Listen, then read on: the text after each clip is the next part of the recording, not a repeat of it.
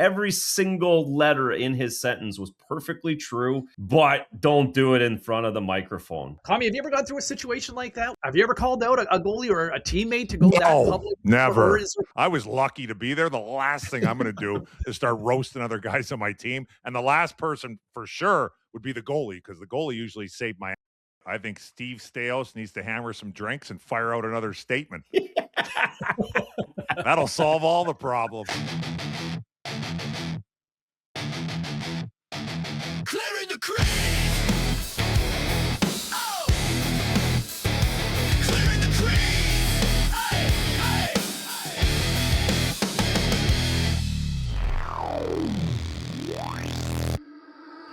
Hey, everybody, it's the Clearing the Crease podcast. I'm James Cebulski alongside Commie, the former Devils legend, and Razor. You know, number one in your heart, the franchise from the Vancouver Canucks. Just an absolute icon in Van City. Hey, don't forget, you can find us everywhere on social channels. You can find us, obviously, on YouTube. We're on Apple. We're on Spotify podcasts, along with X, Instagram, TikTok. We're here, there, and everywhere. And thank you so much for finding us. Razor, you've reminded everybody in the past on this, and I think it's worth mentioning again. We have got some fantastic episodes for so many people who have been really starting to find us here over the last few months. Some great episodes in the archives. Is there, both of you guys, I'm going to throw this to both of you. Is there an episode that you would recommend off the top of your head, maybe a past guest that comes to mind? We've had some rock stars, Steven Stamkos. We've had Jeremy Roenick, Dougie. Is there one that stands out for you, Razor? Oh, Jerome McGinley. That was a good get. Iggy doesn't do many, but I think, the one that really stands out too is Matthew Barnaby came on and he brought the heat. Wouldn't the other piss one on him if he was on fire. yeah, exactly. Probably the line of the show. So, sure. Yeah, of course, not even close. The other one was Biz. I got a ton of comments about Biz the last few days. So, but yeah, go back to Barnaby's. That was the most chaotic and interesting. Commie, which one that you recommend our listeners or viewers find? Well, we just gotta.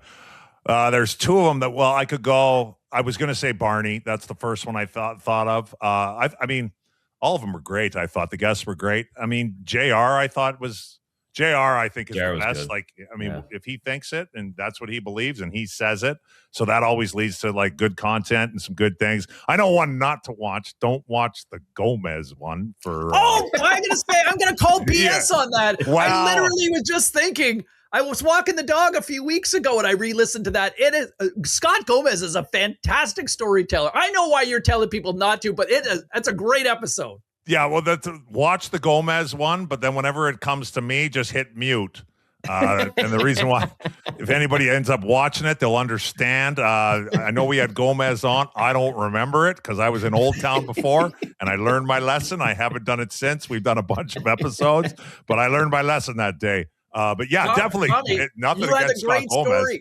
You had the great story about the house party when COVID first hit. And that was great. Virtually and some rando.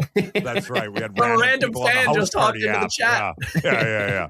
I do briefly kind of sort of remember that.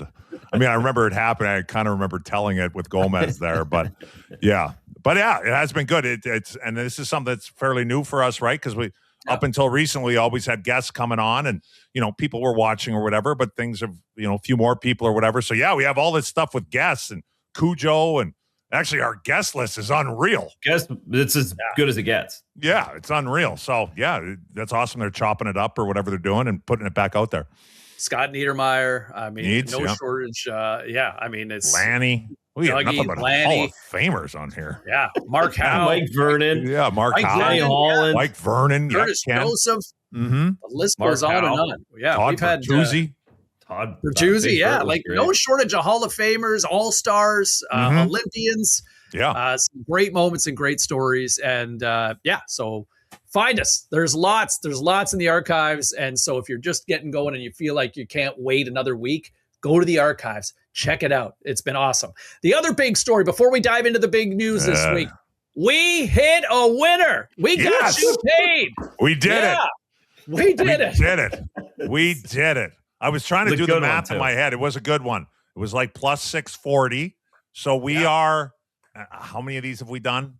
10-ish. Been probably about a dozen, about 12 weeks. Because we started. Okay, let's call it 12. Yeah. So, hey, we are making if you would have bet the same amount every single time, we are trending in the right direction, and we got half your money back, and we're going to make some coming here in 2026. Anyway, sphincters got a little tight as the Blue Jackets pulled it out over the Penguins in extra time. But nevertheless, Vegas took care of business as Razors go to. That was a good pick. We had the Ducks, Commie, really inflating the payoff thanks to Anaheim with a huge weekend over their rivals, crosstown rivals, the LA Kings, and the Jackets with the new boost with their head coach, Rick Bowness, behind the bench. So the Ducks, the Golden Knights, and the Blue Jackets got you paid at plus 650. As Commie just alluded to, a huge payday. If you put $20 down, you'd have been walking away with more than $130. So that is your Clearing the Crease Saturday night special for last week. Let's keep the good times going. Commie with the hot hand. Who you picking this week? Okay. Well, we talked about it a little bit earlier. You know, I'm kind of mid-party right now here. So I was looking at it earlier too before I went to the first part of the party here on Sunday here down in Arizona. I had a couple of options. I was looking at the back-to-backs, and as I always do, I'm just going to keep it real simple and not think too much about it. We got Ottawa. We got things coming out of Ottawa. It seems like every other day. I'm just going to take the Carolina Hurricanes to pound the Senators on Saturday night in Ottawa. I'm just going to stick with the Canes. Yeah, there you go. That's Carolina. a winning formula. No messages. Pure there's no. That's right. No, there's no drama coming out of Carolina right now. They're just going to waltz in there and pound them. I like it. I like the simplicity. I'm going desperation with the Blues. They're still lingering in the Western Conference playoff race. Yeah, they're a little ways back. But look, one of the teams they have to catch if they're serious about trying to turn this season around, it's the LA Kings. The Kings are in St. Louis Saturday night. Give me the Blues. They seem to be playing a little bit better right now. We'll find out if that's going to be evident come Saturday. But I do like the way the Blues seem to play much better with desperation. This is a huge game for them, a huge 2 points or even a 4-point game that's up for grabs trying to catch the Kings. So give me St. Louis at home over LA. I like that. I like it. There's some good games, some like close games. It wasn't an easy pick out of here, but I'm going to take the Minnesota Wild over the Florida Panthers. Florida in the cold weather, end of January, coming up on the Olympic break. Minnesota at home, Saturday night special. Perfect. Could be a Stanley Cup preview potentially if the Panthers can find their way into the playoffs. If they can get in, yeah. Yeah, I'm still on the outside. Okay, so there's your Saturday night special for this weekend. I'm going with St. Louis. Commie, you're back Carolina. again with Carolina. Yep. And Razor going down with the Minnesota Wild. So there you go. There's your payday for Saturday night. Okay, let's start with the Leafs here because coming up on Friday night, Mitch Marner, and we have talked a lot of Mitch Marner on this podcast for the better part of the last year. Going back from the playoffs, we talked about dry hair and freaking out and then eventually leaving for Vegas. And, you know, I think the Leafs have also had to field a lot of questions as well about this. And it all comes to a head as Mitch Marner returns to Toronto as an enemy this time for Vegas coming up on Friday night. It's not hockey night in Canada, but they will make it a nationally televised game on that Friday night. But I'm curious for both of you guys. Razor, I want to defer to you on this one because, you know, you won a major individual award in the National Hockey League as the Rookie of the Year. And not long after that, you got traded. Mm-hmm. I'm just curious, from a player's perspective, when you've had success somewhere and then you go away, what is it like going back for the first time? It's stressful. It's nerve-wracking. It's a little confusing. Is almost a word where you get back into a city. It just feels different. You're going into that building in a different way, and you're in the hotel in a city that you used to live in. It's odd. And then the big piece of it though is not trying too hard. That's like that emotion of going in there and not wanting to push and trying to do too much, knowing that everybody's watching you try and get them back, and the build up to all of that rather than just playing the game and going out and making saves or making plays as Mitch Marner's going to. I think it's going to be a real circus for him, especially going back into Toronto. There's going to be a lot to deal with over the couple of days, and I'm sure almost to a point where in that kind of a scenario, in that big of a circumstance, it'll be relief when the game's done, I think. Yeah, I would think on the flip side. So, Commie, tell me this. I mean, whether you going back to some of your old places, I'm sure you played with enough teammates who also, like, there's been those emotional games. Is there much of a conversation as a group, or is that player saying anything like, hey, guys, I really want this one tonight? Like, are those conversations, or is it just kind of it's left unsaid? Guys know. I would say guys know, and I think instead of having a conversation, I think you can put your thoughts forward by putting more money on the board. Yeah, exactly. If you really want the game, then bump your usual number up by a bit. I would say in general, it's weird. Like from my experience, I mean, I got moved, but like New Jersey, nobody cared. Calgary, I would say, was one, like coming back. But at like Calgary, you know, I wasn't there long, but had a good time and everything, you know, the lockout and everything moved on and it worked out great for me. So going back to Calgary wasn't as weird for me. I mean, Detroit never went back. Tampa was the end. Ottawa, nobody cared. I'm missing a couple here too. But the one for me where I went back, where I was like, or Columbus, I don't think I ever played there again, was when I went back to Carolina. I was like, I want to win this game. And I bumped it up on the whiteboard. And because I wasn't pissed at the Canes, but at the same time, I was like, man, I was pretty good there. They let you go. Yeah. They let you go. Straight to, the Senators too. Nobody cared. I forgot about them. But yeah, they shipped me out. So that was the one where I remember, or is like, I really want to win this game. And you know what? We ended up winning the game. And I ended up scoring a goal on Cam Ward. I'll tell you what, I didn't score many. I don't remember many of them. I remember that one like, I've never yelled so loud. I was so fired up. One-timer right through the 5-hole, right from the slot. Mike Pekka gave me the puck. I remember it. I was like, yes. And I think I turned to Cam Ward. I think it said something like, I can't remember what I said. Nothing like way offside or anything. Suck it, Cam, or something like that. And but it can definitely, the one for me that was weird was Carolina, because I was there for my career. I was there for a long time, and it was coming back, and you know, I didn't leave on terms like, you know, I wanted to stay, but you know, that was one for me that I would say it was weird. Yeah. So the going back to Boston, we won like 10-3, actually. The first time I went back to Boston, I got hurt. Nice. Blew my groin out halfway through the second period, but we were up like 7-3 when I was in Toronto. In that game. Yeah. In that game, I ended up hurting myself halfway. So it kind of ruined the day, but we were dominated. We crushed them. So that felt good. But obviously the big one for me was the Toronto one on Hockey Night Canada. It was the first time I went back to Toronto. I was in Vancouver, and Bobby Lou gave up 3 in the first period, and Abe saw, all right, Razor, you're going in. That's enough for Bobby Lou on Saturday night. We're down 3-0. Subsequently, the Twins get going. Burrows, Kessler, we come back all the way from 3-0, beat the Leafs at home 5-3. I play the last 2 periods, don't give up goals. And there's that video of me waving to the crowd, and Vancouver Canucks fans love me for that. That's the only reason why they really liked me, is because of that 40 minutes and beating Toronto in Toronto. And then the next day was they blew up the big trade with Calgary. That was the next day, or right then. We woke up really hungover and saw the whole thing got blown up. That was a pretty good feeling for me.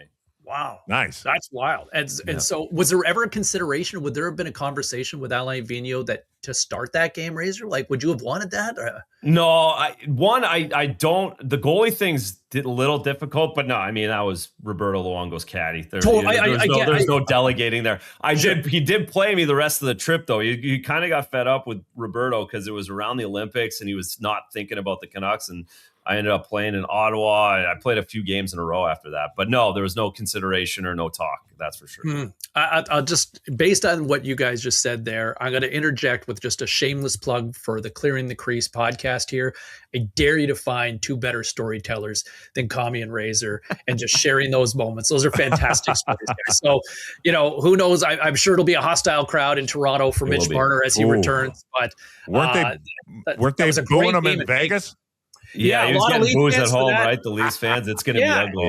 And you know, like, honestly, I think this is big, and I'm going to get into this and don't puck it up coming up in a little bit, but I do think, like, that game last week, great game that goes back and forth in overtime. Vegas comes back to win it. So disappointing to let it get away from the Leafs. But at the same time, like Matthews came to play. He scores. Nylander's scoring. Riley scoring. Like the big guns came out, right? And Vegas ultimately pulled away. So it should be a fantastic game coming up on the Friday. Okay, I want to stay in Ontario here. It feels like Ottawa is the gift that keeps on giving here.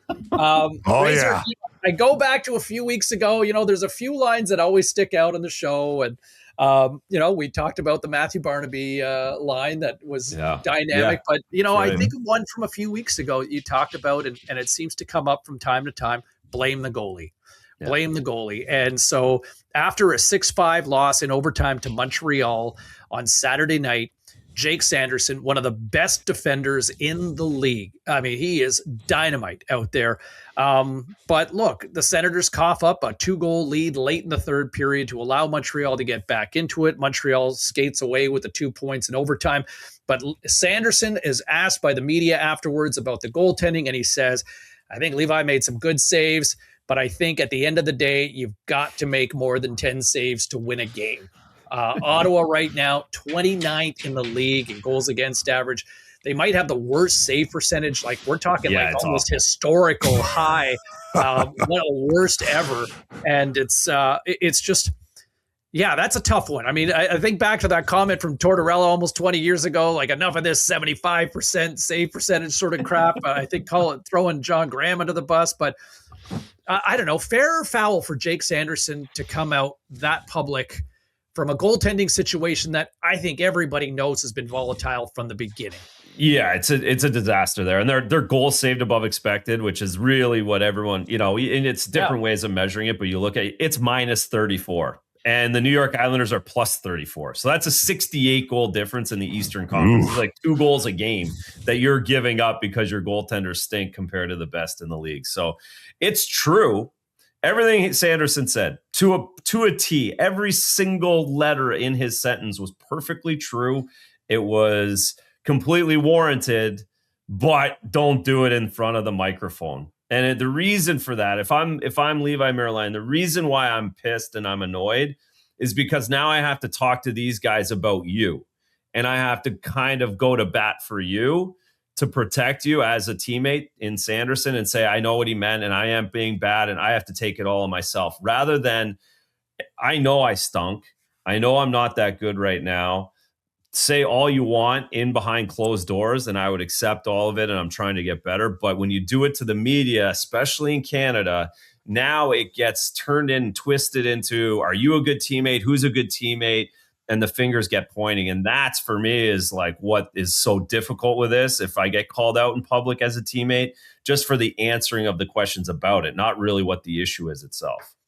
Yeah. Commie, have you ever gone through a situation like that where, I mean, have you ever called out a goalie or a teammate to go that public? Never. Or is there a conversation even in the room where somebody's like, hey, man, make a save for us, or like beyond a coach or something?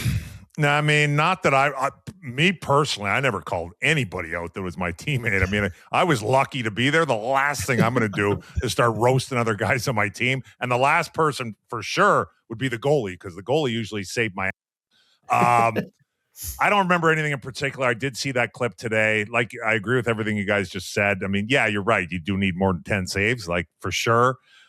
Don't think you should be saying that, though. And my point, I was like, well, who was in net? And I'm like, who the hell is that guy? So I looked at, I mean, that's a tough look, too. You're just giving, I mean, the guy's played like 30 games in the NHL in his career, 30 or 40, maybe. He's backup or whatever. And like,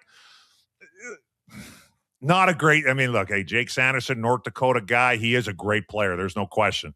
But I would like to think that after those words came out of his mouth, he was probably like, maybe I shouldn't have said it like that. It just not a great way to word it at all. No, it's true. It's true. Like, Razor, has that ever happened for you? Like, has anybody ever gone public? No, definitely not in public. No, but there's coaches that you would get guys, but I don't even remember a player saying, "Dude, you got to make a." Like, I never, ever remember a player saying that to me, even like backhanded or kind of sarcastic or anything. Guys like really are pretty sensitive to that for sure. So that's why this is a big deal. Yeah, that's the thing. Like he's 100%. He's not wrong. No, he's not wrong. And look, honesty, I'm a big believer that honesty is the best policy, but I just how do you repair that relationship that he made a couple of saves, but at the end of the day you suck. I know it's essentially what it is. Like, how do you Ottawa's obviously been eating so many crap burgers here for the last several weeks, whether it's rumors and allegations and all this sort of drama on the inside or off the ice. And now this is starting to kind of, and this is coming from, again, one of the best players, maybe the best player on the team to come out. I know you can clean it up. Go have a steak dinner and a bottle of wine and say you're, like that. You can get away from it because as a player that your teammates heated in that moment and everything else. So that it can go away, but it'll Saturday or Sunday, Monday, Tuesday are kind of brutal. I got another way I think it can go away. I think Steve Staios needs to hammer some drinks and fire out another statement. That'll solve all the problems. Give me another letter. Let's see another statement from the Sens. Another team statement. That was the other. And again, there's the other thing that, Sanderson kind of slightly less inflammatory, but kind of complaining about how, it felt like another away game at home, right? Where all the Habs fans kind of take over the building in Ottawa. And, look, I think it's hard to change a generational fan that if you grew up being a Leafs fan and that's kind of what Ottawa grew up as. But look, as a franchise in 30 years, they had a spectacular run late 90s into the 2000s where I think it was 11 straight years in the playoffs. Commie, you got a little taste of that with Ottawa, but leading scorer. You got to win. Leading scorer. There you go. Fun fact. That's a great fact. Yep. And a lot of rock stars who could score on that team. So that's pretty wild that you were beat them all. Beat them all. There you go. Number one in your heart, Mike Commodore. 4-game sweep.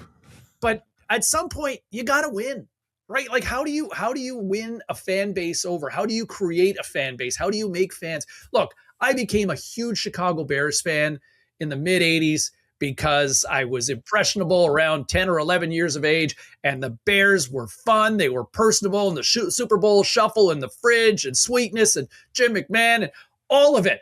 And they won at that time, and so I became a fan. Now, it's been all crap up until this year since, but for the most part, that's how you win a fan base, right? How do kids become Seahawks fans over the last 10 years because of the Legion of Boom and all of it? The Patriots, everybody's a Patriots fan in Boston. Razor, you see that. Why? Because you win.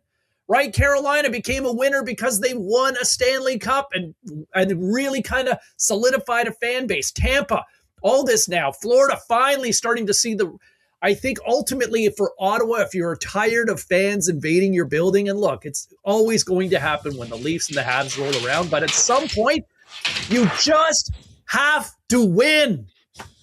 Build a winner. Stop being in a rebuild. Yeah.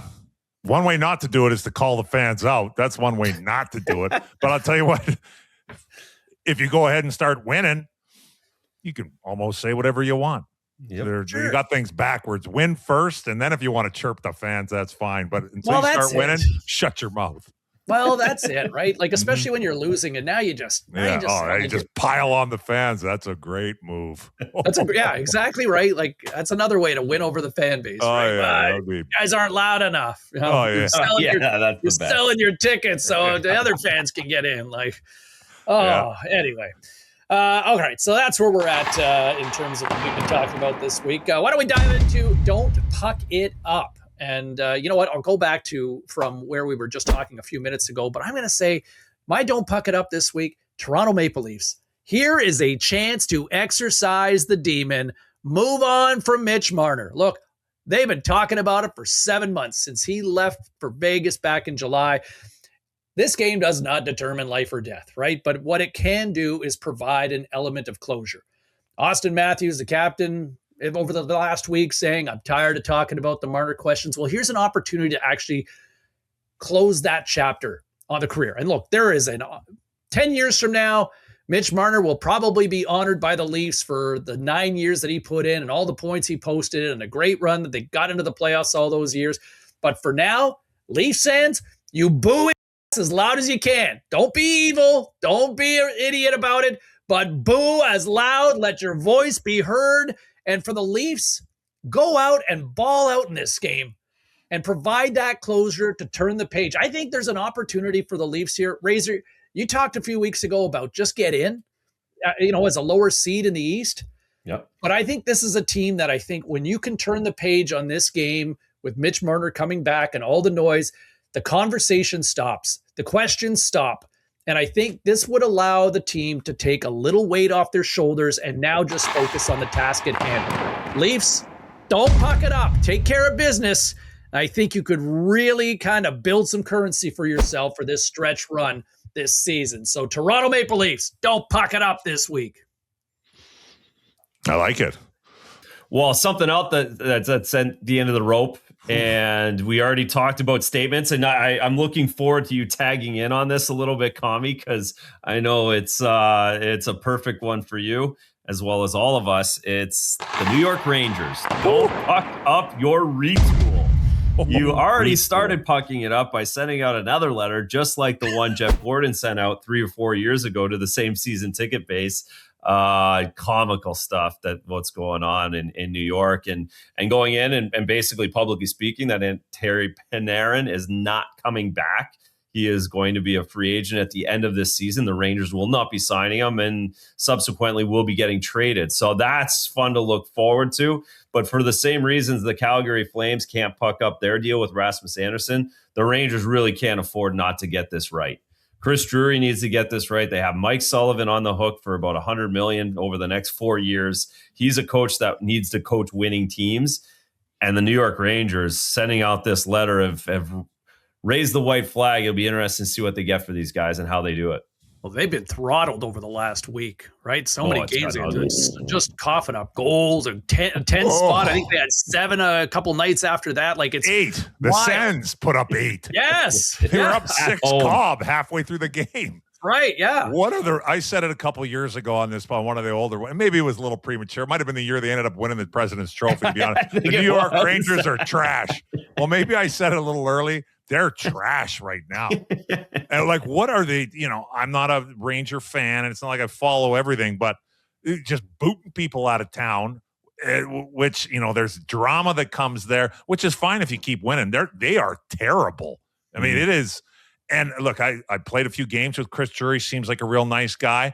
I can't remember who I was talking to this about a couple days ago. I'm like, what is up with the Rangers? And we got statements. I'm wondering maybe I'll give Drury maybe a little bit benefit of the doubt. Like, is Drury really firing this stuff out, or is it Dolan? Because I've heard Dolan's a prick. So I don't know. I don't know what's going on there. A lot of New York Knicks fans why they haven't won in 50 plus years, and a lot of people would point their finger at Jimmy Dolan. So I mean, President's Trophy. I remember they were talking. Oh yeah, we're going to win the Stanley Cup. That was not that long ago, and now missed the playoffs last year, and they are trash this year. So tell me, like, I'm fascinated in the sense that the Rangers did like a rebuild or a retool on the fly going back, about a half dozen years ago when Panarin landed, and they had a lot of things go their way. Adam Fox only wanted to play for the New York Rangers, right? Remember Calgary had him, Carolina. He was like, no. And he forced his way to get to the Rangers eventually. Good for him to exercise his right as a player, and off he goes. Panarin only wanted to play in New York. So there were 2 big home runs that the Rangers land. They get Shesterkin, but you look at some of the misses that Lafreniere, first overall pick, I don't think he's really lived up to the billing. They had Capo Caco at 2nd overall in 2019. He didn't exactly live up to the billing and since moved on. There's been a lot of misses, I think, along with the Rangers. But what I really hated over the last year with New York is just the way they absolutely crushed and just crumpled almost like garbage or trash, tossing away their leadership core, what they did with Trouba, with Kreider. Like, those were guys who bled blue in terms of what it was to the Rangers. Commie, ever since you dropped that Rangers are trash, I think I've always quietly felt that the Rangers seemed like frauds. And it kind of validated that whole, maybe it was partly tongue in cheek, but at the same time, you have a great goaltender and you continue to just crumble or not deliver where you are the market, you are the place where people want to go. Like you have that huge competitive advantage where Razor, maybe Canadian markets scare guys off, but we are at a time where it seems like most American players want to go to New York City. Am I right? No, it's a huge draw. It is, despite taxes and all the problems and the cost of living. Guys still want to play at MSG. There's no question. MSG used to. I mean, you always get excited. I mean, it's Madison Square Garden. It's got an unbelievable history, and I thought it was like when I played, it was a little bit like I would get up for it, but it's a little bit intimidating going in there now. These guys are going in there and it's point night. I can't wait to get to Madison Square Garden. Oh, I only got 4 points on the year. Well, I'll probably have 8 by the end of tonight. I just like Chris Drury, kind of wonder if he's feeling on. Their fans were chanting "Fire Drury" at the Ranger game last week, and all over him. You wonder about the pressure and whether he's going to have the ability to kind of oversee all this. But how about I just kind of noticed this like the other day, but look at that Avalanche core from the late 90s, early 2000s. Sakic, Drury, Blake, all executives in the NHL. Yeah. You got Adam Foote, Patrick Roy are both head coaches. Mm-hmm. You got Tanguay and High Note are both assistants in the NHL. Like, that's a high-level hockey mind collection. They're like, and all like super successful for the vast majority of it. Yeah, their fantasy football league must have been banana land. Those guys on the waivers nonstop, trading each other's players, just craziness. That is wild. Yeah, so there you go. We wait and find out to see what lies ahead in the weeks ahead. It's not just the Canucks who are now waving the white flag this season. The New York Rangers. Canucks. And how does 10 that in a row. Well, we'll get to them next week. We'll get to them next week. Oh my God! Yeah. Go to the bottom now. They'll get a week. Yeah, they get a week, and they are really at the bottom on that one. So there you go. What a way to close with the team at the bottom. He's Commie. He's Razor. I'm Sapolsky. We'll talk to you next week. Be sure to like and subscribe to any of the content that you see, whether it's on YouTube, Spotify, Apple. Leave a 5-star review if you don't mind. Helps us all get paid and keep the content going. So we'll talk to you next time right here on the Clearing the Crease podcast. See ya. Clearing the crease. Hey, hey,